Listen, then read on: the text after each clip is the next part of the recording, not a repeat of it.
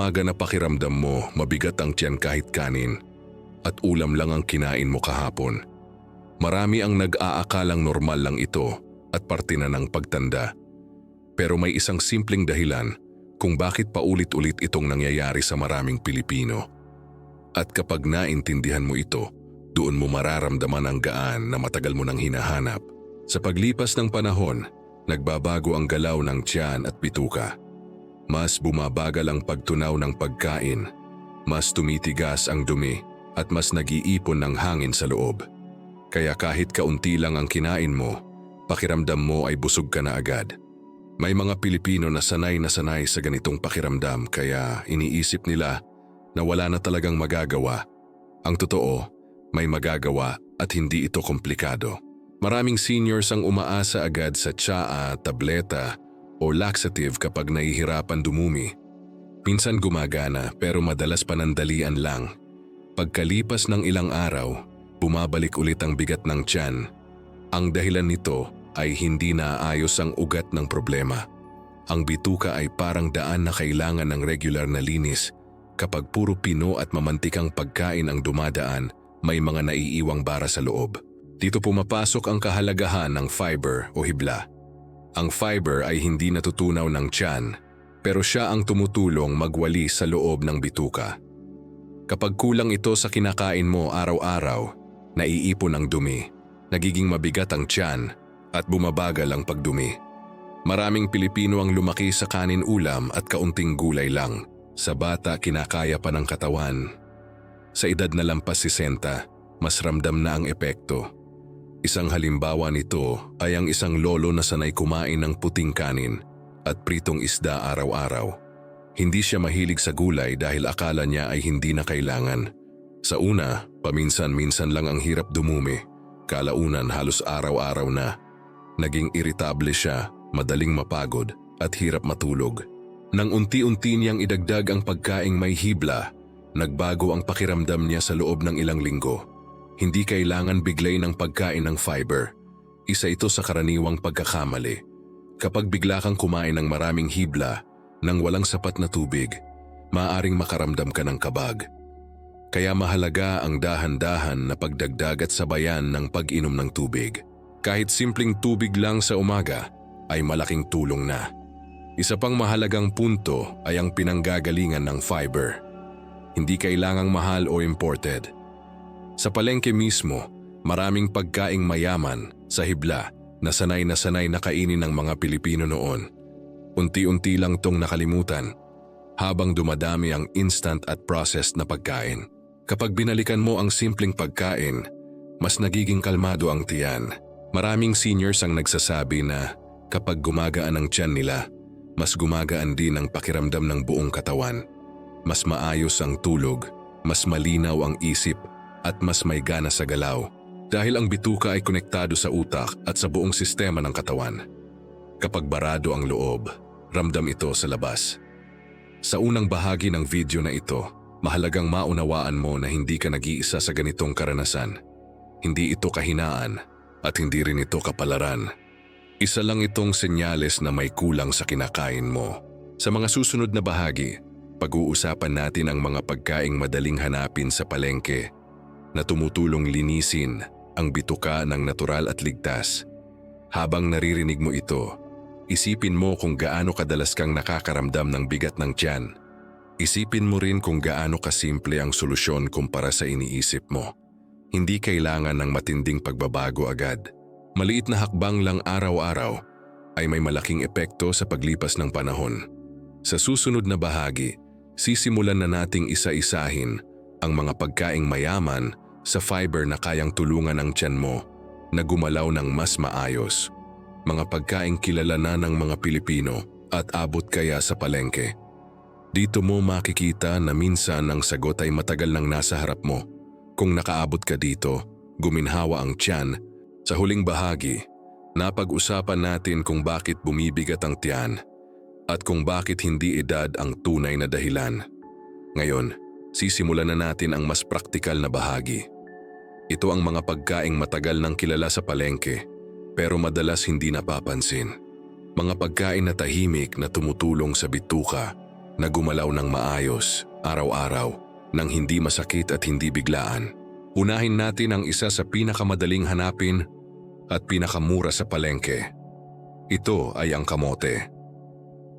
Maraming Pilipino ang lumaki sa kamote lalo na noong panahong kapos ang bigas. Ang kamote ay mayaman sa fiber na tumutulong palambutin ang dumi at pasiglahin ang galaw ng bituka. Kapag kinain ito ng pinakuluan o inihaw, mas banayad ito sa tiyan kumpara sa pritong pagkain. May mga lolo at lola na nagsasabing tuwing umaga, kapag may kaunting kamote silang kinakain kasabay ng tubig, mas nagiging regular ang pagdumi nila. Hindi biglaan at hindi masakit. Unti-unti lang na parang natural na bumabalik ang ritmo ng tiyan. Kapag sinamahan pa ito ng sapat na tubig, mas epektibo ang epekto nito. Sunod ay ang saging na saba. Hindi lahat ng saging ay pare-pareho ang epekto sa tiyan. Ang saba ay mas mayaman sa fiber kumpara sa matatamis na saging. Kapag hinog na hinog ang saba at pinakuluan, nagiging banayad itong panlinis ng bituka. Hindi ito nagpapatay agad, pero tinutulungan itong gawing mas madulas ang paglabas ng dumi. May isang kwento ng isang lola na sanay uminom ng laxative tuwing 3 araw dahil hirap siyang dumumi. Nang payuhan siyang subukan muna ang pinakuluang saba sa umaga, sa loob ng ilang linggo, unti-unti niyang napansin na hindi na niya kailangan ng gamot. Mas kampante siya at hindi natakot sa pananakit ng tiyan. Isa pang pagkain na madalas nakikita pero bihirang pinapansin ay ang kangkong. Para sa iba ito ay simpleng gulay lang na pangsahog. Pero sa totoo, ang kangkong ay may hibla na tumutulong sa paggalaw ng bituka at may tubig din na nakakatulong sa paglambot ng dumi. Kapag niluto ito ng simple tulad ng paggisa ng kaunti o pag-steam, mas napapanatili ang benepisyo nito. Maraming seniors ang nagkakamali na masyadong niluluto ang gulay hanggang sa mawala ang sustansya. Ang tamang luto ay sapat lang para lumambot pero hindi malanta. Kapag sinanay mo ang sarili mo sa ganitong pagkain, mapapansin mo na mas magaan ang tiyan sa hapon at hindi ka madaling kabagin sa gabi. Isa pang mahalagang pagkain ay ang monggo. Hindi lang ito pang ulam tuwing Biyernes. Ang monggo ay mayaman sa fiber at protina na parehong mahalaga sa pagtunaw ng pagkain. Kapag niluto ito ng tama at hindi masyadong mamantika, nagiging mahusay itong pagkain para sa bituka. Ang sikreto dito ay huwag sobrahan ng dami sa umpisa. Maliit na mangkok lang ay sapat na. May mga Pilipino na nagsasabing kapag may monggo sila kahit isang beses sa isang linggo, mas nagiging regular ang pagdumi nila. Mas ramdam nila ang gaan at hindi na nila kailangang magpilit sa banyo. Kapag hindi ka sanay, dahan-dahan lang ang pagdagdag para hindi mabigla ang tiyan. Ang huling pagkain na pag-uusapan natin sa bahaging ito ay ang papaya. Marami ang nakakakilala dito bilang prutas na pampalambot ng karne. Pero mas mahalaga ang papel nito sa tiyan. Ang papaya ay may natural na enzyme at fiber na tumutulong sa mas maayos na pagtunaw ng pagkain. Kapag kinain ito sa tamang oras tulad ng umaga o hapon, mas ramdam ang epekto nito. May mga seniors na natatakot kumain ng prutas dahil akala nila ay nakakadagdag ng asukal. Ang mahalaga ay tamang dami at tamang oras. Hindi kailangang marami, ilang hiwa lang ay sapat na para matulungan ang tiyan. Habang pinapakinggan mo ang mga pagkaing ito, mapapansin mo na lahat ay pamilyar. Walang kakaiba at walang mahal. Ang susi ay consistency. Hindi sapat ang kain ngayon tapos wala na bukas. Ang bituka ay nasasanay. Kapag araw-araw mo itong tinutulungan, araw-araw ka rin itong tutulungan. Sa susunod na bahagi, pag-uusapan natin kung paano pagsamahin ang mga pagkain ito sa pang-araw-araw na pagkain nang hindi nakaka-stress at hindi nakakasawa. Mga simpleng paraan na kayang gawin kahit sa maliit na kusina at limitadong budget. Kung umabot ka dito, linisin ang bituka habang naririnig mo ang mga pagkaing nabanggit kanina. Maaaring naiisip mo kung paano mo ito isisingit sa pang-araw-araw na pagkain nang hindi nahihirapan. Maraming Pilipino ang nagsasabi na alam naman nila kung ano ang dapat kainin, pero ang tanong ay paano ito gawing praktikal at hindi nakakapagod sundan. Ang maganda dito ay hindi mo kailangang baguhin ang buong nakasanayan mo. Maliit na ayos lang ang kailangan. Isa sa pinakamahalagang bagay na dapat tandaan ay ang oras ng pagkain. Kahit gaano ka pa kadalas kumain ng may fiber, kung palaging sabay-sabay at mabigat ang pagkain mo, mahihirapan pa rin ang tiyan. Maraming seniors ang sanay kumain ng marami sa isang upuan tapos matagal ulit bago kumain. Kapag ganito ang pattern, nabibigla ang bituka. Mas mainam ang mas kaunting dami pero mas pantay ang pagitan. Halimbawa, sa umaga, hindi mo kailangang pilitin ang sarili mo na kumain agad ng marami. Kahit simpleng kamote o ilang hiwa ng papaya na sinabayan ng tubig ay sapat na para gisingin ang bituka. Kapag sinimulan mo ang araw ng ganito, mas nagiging maayos ang galaw ng tiyan sa buong maghapon. Maraming lolo at lola ang nakakapansin na mas madali silang dumumi bago magtanghali kapag ganito ang ginagawa.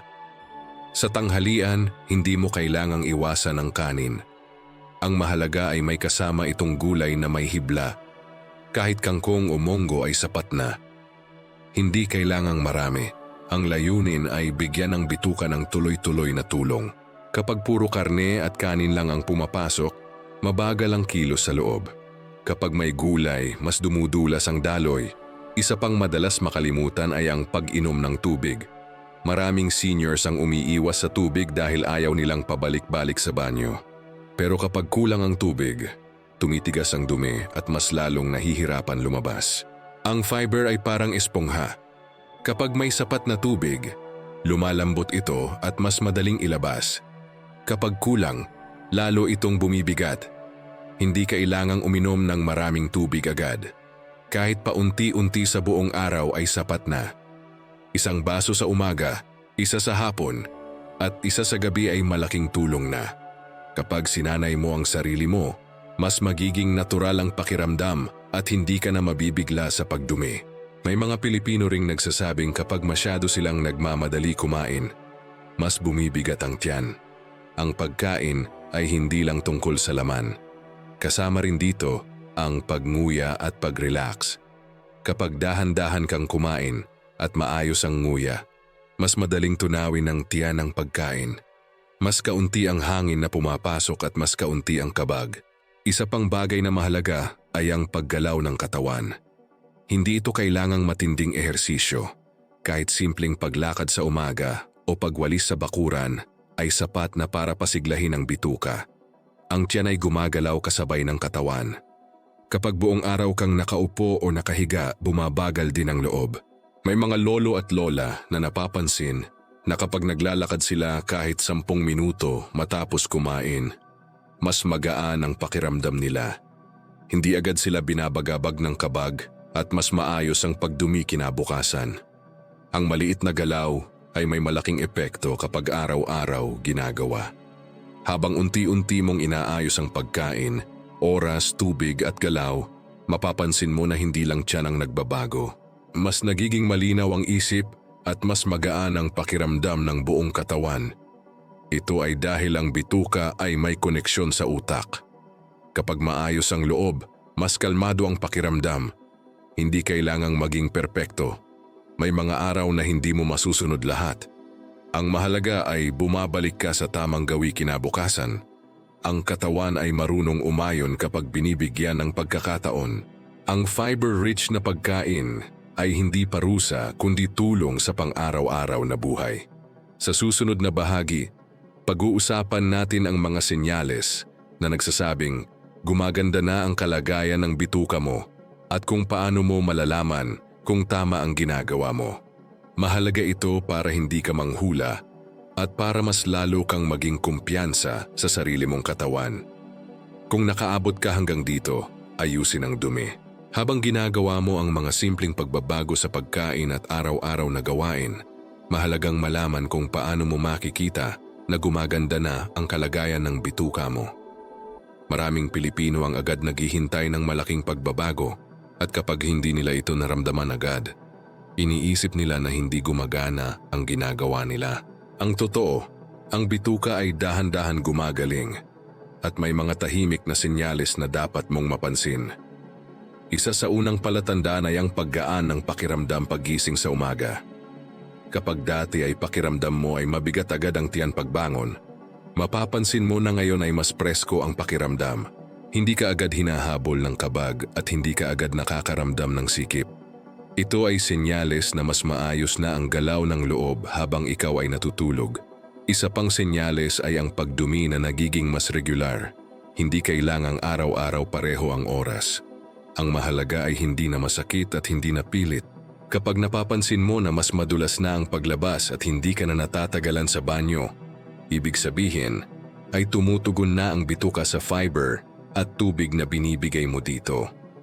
Maraming seniors ang nagsasabing malaking ginhawa ang maranasan ito matapos ang mahabang panahon ng hirap. Mapapansin mo rin na mas kaunti na ang kabag sa hapon at gabi. Dati matapos kumain ng tanghalian, pakiramdam mo ay parang may hangin na naiipon sa tiyan. Kapag gumaganda na ang kalagayan ng bituka, mas mabilis nitong napoproseso ang pagkain, kaya mas kaunti ang naiipong hangin. Mas nagiging komportable kang umupo o humiga. Isa pang tahimik na senyales ay ang mas maayos na tulog. Maraming Pilipino ang hindi iniisip na konektado ang tiyan sa tulog. Kapag barado ang loob, madalas ay hindi mahimbing ang pahinga. Kapag gumagaan ang tiyan, mas nagiging tuloy-tuloy ang tulog at mas presko ang pakiramdam paggising. Ito ay dahil mas kalmado ang katawan kapag maayos ang pagtunaw ng pagkain. Kasabay ng mga positibong senyales, mahalaga ring pag-usapan ang mga karaniwang pagkakamali. Isa sa pinakamadalas ay ang biglaang sobrang pagkain ng fiber. Dahil gusto ng mabilis na resulta, may mga seniors na sabay-sabay kumakain ng maraming gulay at prutas. Ang resulta ay kabag at hindi magandang pakiramdam. Ang katawan ay kailangang sanayin, hindi biglain. Isa pang pagkakamali ay ang pagkalimot sa tubig. Maraming nagsasabing kumakain naman sila ng gulay pero hindi pa rin gumagana. Kapag tinanong mo kung gaano karaming tubig ang iniinom nila, dun lumalabas ang problema. Ang fiber na walang tubig ay hindi makakatulong. Sa halip na lumambot ang dumi, lalo itong titigas. Kaya laging tandaan na magkasama ang fiber at tubig. May mga seniors din na umaasa pa rin sa laxative kahit nagsisimula na ang natural na pagdumi. Ang madalas mangyari, nasasanay ang bituka sa tulong ng gamot at humihina ang sariling galaw nito. Kung kaya mo namang dumumi ng maayos sa pamamagitan ng pagkain at tamang gawain, mas mainam na bawasan unti-unti ang pag-asa sa gamot at hayaan ang katawan na gumana ng natural. Isa pang karaniwang pagkakamali ay ang pagkain ng tama pero mali ang oras. Halimbawa, maraming prutas sa gabi bago matulog ay maaaring magdulot ng kabag. Mas mainam kainin ang prutas sa umaga o hapon kung kailan mas aktibo ang tiyan. Ang tamang oras ay kasing halaga ng tamang pagkain. Mayroon ding seniors na kumakain ng fiber pero kulang naman sa galaw. Ang katawan ay ginawa para gumalaw. Kapag halos buong araw ay nakaupo o nakahiga, bumabagal ang bituka. Kahit gaano pa kaganda ang pagkain mo, kailangan pa rin ng kaunting galaw para tulungan ang loob. Hindi ito kailangang mabigat. Kahit simpleng lakad o paggalaw sa bahay ay sapat na. Mahalaga ring tandaan na may mga araw na hindi perpekto. May handaan, may okasyon, at may araw na napapasobra ang kain. Hindi ito dahilan para sumuko.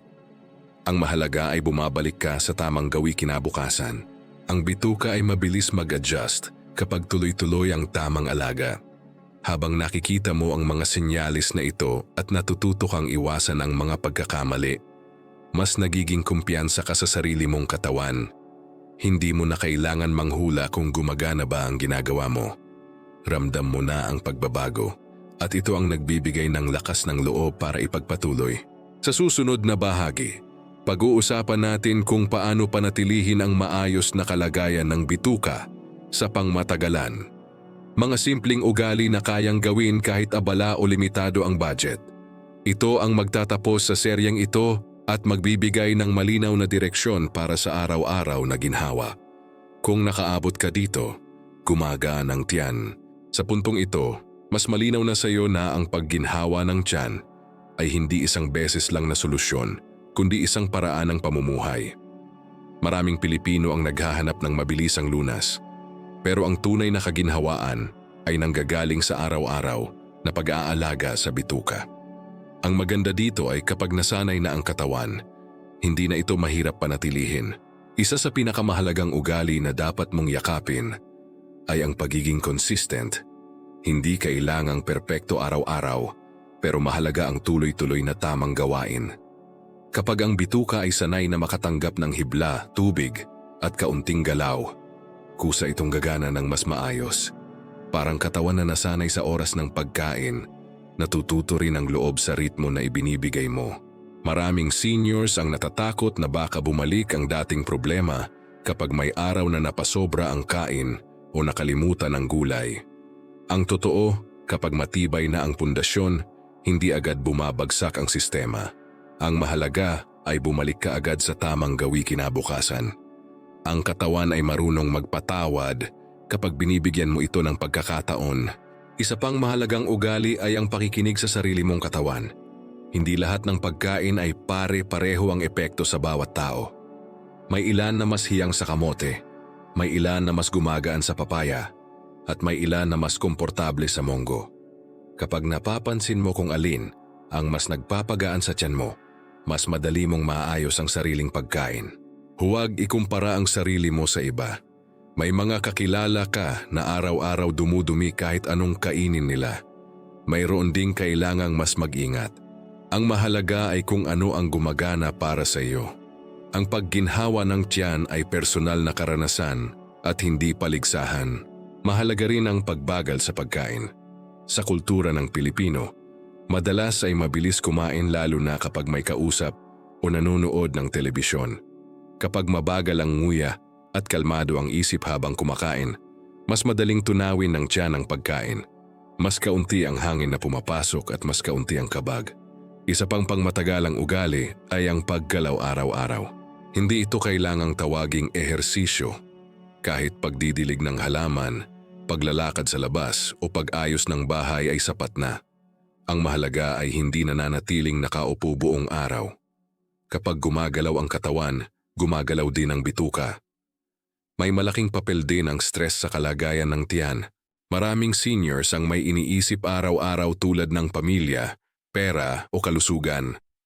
Kapag mabigat ang isip, naaapektuhan ang loob. Kapag may oras kang magpahinga, huminga ng malalim, at mag-relax, mas nagiging kalmado ang tiyan. Ang katahimikan ng isip ay tumutulong sa ginhawa ng katawan. Habang pinapanatili mo ang mga ugaling ito, mapapansin mo na mas nagiging kumpiyansa ka sa sarili mo. Hindi ka natakot kumain dahil alam mo kung paano tutulungan ang tiyan mo. Hindi ka nakabado sa pagdumi dahil alam mo na gumagana ang katawan mo ng natural. Ang ganitong pakiramdam ay nagbibigay ng kalayaan sa araw-araw na buhay. Maraming Pilipino ang nagsasabing kapag gumanda ang kanilang pagdumi, mas naging masaya ang kanilang araw. Mas may gana silang gumalaw, makipag-usap, at mag-enjoy sa simpleng bagay. Ito ay dahil ang ginhawa ng tiyan ay konektado sa ginhawa ng buong katawan. Sa pagtatapos ng seryeng ito, tandaan mo na ang linis ng bituka ay hindi hiwalay sa kalusugan. Ito ay pundasyon ng lakas, tulog at malinaw na pag-iisip. Kapag inalagaan mo ang loob mo, mas nagiging handa kang harapin ang araw-araw na gawain, kahit sa edad na lampas 60. Hindi mo kailangang gawin lahat agad. Piliin mo ang kaya mong simulan ngayon. Kahit isang pagkain lang na may hibla, isang baso ng tubig, o ilang minutong lakad ay sapat na simula. Ang mahalaga ay nagsimula ka at ipinagpatuloy mo. Kung natapos mo ang buong serye, gaan ng tiyan,